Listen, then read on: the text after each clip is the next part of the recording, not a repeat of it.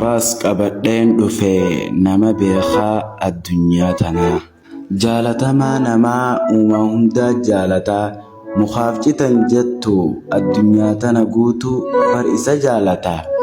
Durirraa as eegalee namuuti jaalataa, atuu maqaa isaa osoo dhageesse akkaani jaalattaa. Yoom kana qofa gammachuun jaalallee asii waa dhaabbata. Maquma isaa dhahuufuu waa hedduu harkattaa. Rabbiitu jaalatee addunyaafis jaalata. Maqaa isaa dhahuudhaaf an qobbaaweetiin jira. Ati ammoo salawaata buusuuf qobbooftee jirtaa? Salawaata tokko buuftee Rabbiirraa rahmata kudhan argattaa. Yoom kana qofa Rabbii kee bira darajaa hedduu harkattaa. Maqaan isaa dhufe yaa abbaa salawaataa mee eeysa jirtaa? Nabi Muhammad sallallahu alayhi wasallam irra buuftee jirtaa?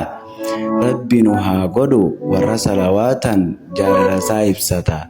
Rabbi nu haa godhu warra salawaatan jaalalasaa ibsata.